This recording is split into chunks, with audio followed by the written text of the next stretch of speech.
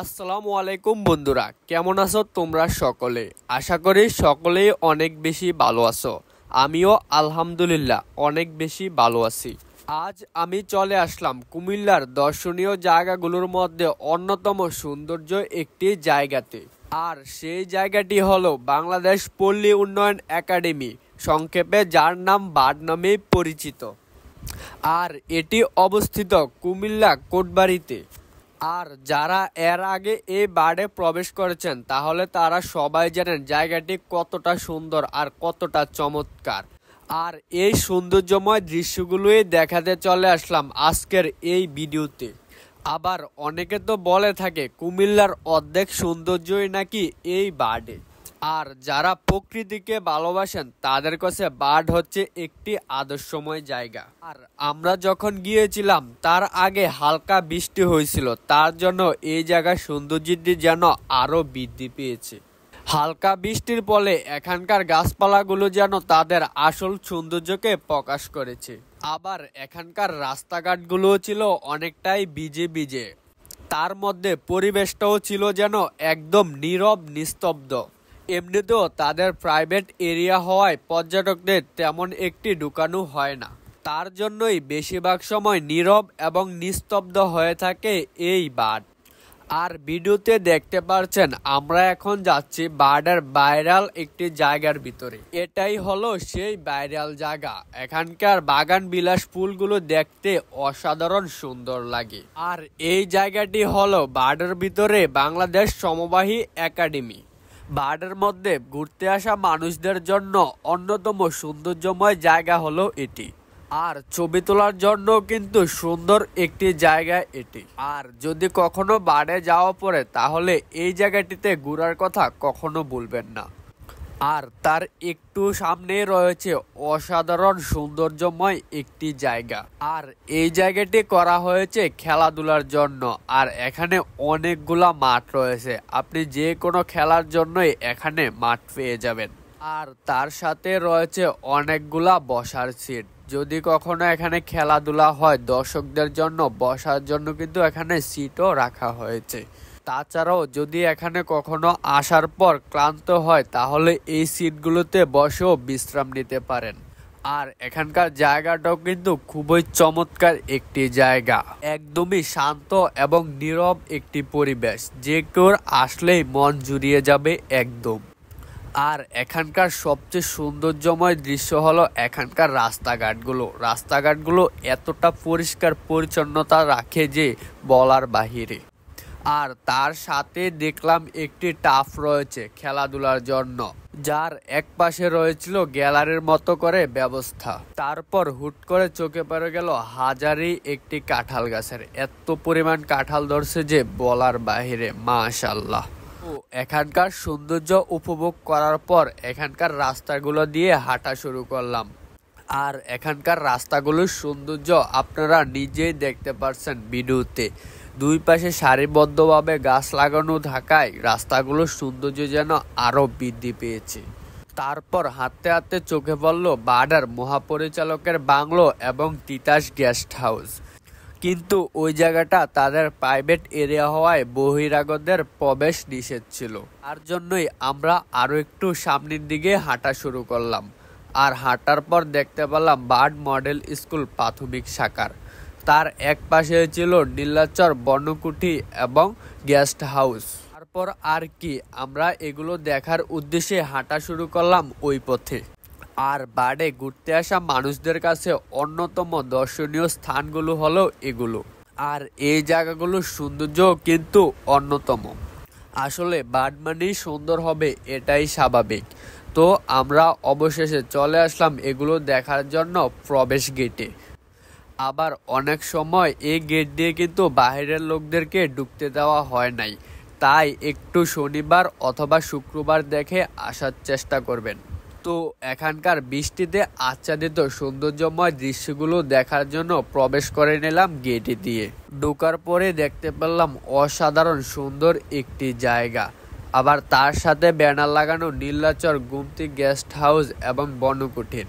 আবার অন্য একটি জায়গায় লেখা ছিল নির্দিষ্ট স্থানে ময়লা আবর্জনা ফেলুন, বার্ডের পরিবেশ রক্ষা করুন। যেটা শুধু বার্ডের বেলায় নেই, এটা আমাদের সবার বেলায় করা উচিত। আসলে আমরা বাংলাদেশকে এভাবেই পরিষ্কার পরিচ্ছন্ন করে রাখতে পারি, তাহলে দেখা যাবে আমাদের বাংলাদেশটাও একটি বার্ডে পরিণত হবে। তো আমরা একটু সামনের দিকে হাঁটা শুরু করলাম, আর হাঁটার পরে এখানকার দেখা মিলল গুমতি গেস্ট হাউসের, যেটা কিনা গেস্টের জন্যই করা হয়েছে। আর এখানকার সবচেয়ে চমৎকার হলো এখানকার পরিবেশটা, চারদিকে নিরিবিলি হওয়ায় মাঝখানে একটি গেস্ট হাউস, যেটা অসাধারণ সুন্দর। আবার এখানে কিন্তু সবাই রাত কাটাতে পারে না, এটাতে বিশেষ অতিথি অথবা বিশেষ গেস্টের জন্যই করা হয়েছে। তার একটু সামনেই অবস্থিত বার্ডার এবং পুরো কুমিল্লার অত্যন্ত জনপ্রিয় এবং সৌন্দর্যময় একটি জায়গা এখানকার বনকুঠি, যেটার সৌন্দর্যটা কিনা আপনারা ভিডিওতে প্রকাশ পেয়েছেন। আমার আলাদা করে আর বলার কিছু নেই। আসলে এরকম একটি জায়গায় কে না আসতে চায়, অসাধারণ সৌন্দর্যময় জায়গা সবারই আসা উচিত। আর এই জায়গাটিতে ঘুরতে আসলে আপনি নিশ্চিত এই জায়গাটির প্রেমে পড়ে যাবেন। আর ছবি তোলার জন্য যদি একটি পারফেক্ট জায়গা খুঁজে থাকেন, তাহলে এটি হবে আপনার জন্য অন্যতম একটি জায়গা। আর একটু সামনে আবার হাঁটা শুরু করলাম, হাঁটতে হাঁটতে এখানকার সৌন্দর্যগুলো উপভোগ করতে লাগলাম। আসলে জায়গাটা একটি অসাধারণ সৌন্দর্যময় জায়গা ছিল। তার একটু সামনেই দেখা মিলল গোল আকৃতি করে একটি মঞ্চের মতো। আসলে এখানে আড্ডা দেওয়ার জন্য পারফেক্ট একটি জায়গা। তবে আমার সঠিক জানা নাই যে এই জায়গাটিতে আসলে কি হয়। তারপর আমরা চলে যাচ্ছি এখানকার জনপ্রিয় জায়গাগুলোর মধ্যে আরও একটি জায়গাতে। এই জায়গাটা পরিচিত এখানকার নীলাচর নামেই। জায়গাটি পাহাড়ের উপরে হওয়ায় তাই আমাদেরকে সিঁড়ি বেয়ে পাহাড়ের উপরে উঠতে হবে। তাই আমরাও একে একে সিঁড়ি বেয়ে উপরে উঠতে লাগলাম। আর এই জায়গাটি অনেকটাই নীরব এবং নিস্তব্ধ জায়গা। আর এখানে যদি একা আসেন, তাহলে অবশ্যই এখানে ভয় কাজ করবে আপনার ভিতরে। তো জায়গাটির উপরে ওঠার পর দেখতে পেলাম অনেকগুলা শিয়াল, তার জন্য আর ওই জায়গাতে যাওয়ার সাহস হয়নি, তাই নিচে আসে পড়লাম। তো নিচে আসার পর এই জায়গা থেকে বের হওয়ার পাল্লা, তাই হাঁটতে শুরু করলাম আবারও আগের জায়গায়। আর সৌন্দর্য উপভোগ করতে লাগলাম এখানকার পাহাড় এবং গাছপালার। আর আসার পর এখানে চলে আসলাম একটি পার্কে। আর এই পার্কটি বার্ডের মধ্যে অবস্থিত। ছোটদের জন্য খেলার জন্য আদর্শ একটি জায়গা হলো এটি। কিন্তু পার্কটি তখন বন্ধ থাকায় ওই সময় আর ঢোকা হয়নি এই পার্কটিতে। তো তার অপর পাশে দেখতে পেলাম একটি রাস্তা সোজা উঠে গেছে পাহাড়ের উপরে। আসলে জানা নেই ওই জায়গাটি কিসের। তারপর এখানে লেখা ছিল হিল নং 3, সম্ভবত সরকারি লোকেদের জন্য একটি কোয়ার্টার ছিল ওই জায়গায়। আসলে বার্ডে কি নেই, একের মধ্যে সবকিছুই পেয়ে যাবেন এই বার্ডে। আর আমার সামনে দেখতে পাচ্ছেন বিশাল আকৃতির একটি খেলার মাঠ। আর এই মাঠটিতে পুরো বাংলাদেশ থেকে বিভিন্ন টিম আকারে ভাগ করে ক্রিকেট এবং ফুটবল খেলা হয়ে থাকে। আর এটা তাদের প্রাইভেট এরিয়া হওয়ায় তেমন বেশি পর্যটক ঢুকতে দেওয়া হয় না। যদি এখানে পর্যটক ঢুকতে দেওয়া হতো, তাহলে কুমিল্লার মধ্যে মনে হয় প্রথম এটাই হতো। আর এখানে এত সুন্দর রাস্তাঘাট এবং পরিবেশ হয়তো অন্য কোথাও আর পাবেন না। মনে হয় যেন ইউরোপ আমেরিকার মতো উন্নত দেশগুলোতে হাঁটতেছি। আর এখানে রয়েছে বার্ডের খামার, যেখানে গরু ছাগল সহ আরো অনেক কিছু পালা হয়। আসলে বার্ড যে সব দিক দিয়ে সেরা তার একটি প্রমাণ। আর এখানে ইতিহাস এবং ঐতিহ্য দিয়েও কিন্তু বার্ড অন্যতম। আর ভিডিওতে যে দেখতে পারছেন এখানে একটি বট গাছ, যেটা কিনা 100 বছরেরও পুরনো একটি বট গাছ। আর এর মাঝখানে একটি গুহা রয়েছে, যেটা কিনা লাল কাপড় দিয়ে ঢাকা রয়েছে। আবার কখনো কখনো দেখা যায় কিছু ভিন্নধর্মী মানুষ এই গাছটিকে পূজা দিতে। আবার লোকেদের মুখে শোনা যায় এটা নাকি নাগ-নাগিনদের বসবাস করার একটি স্থান।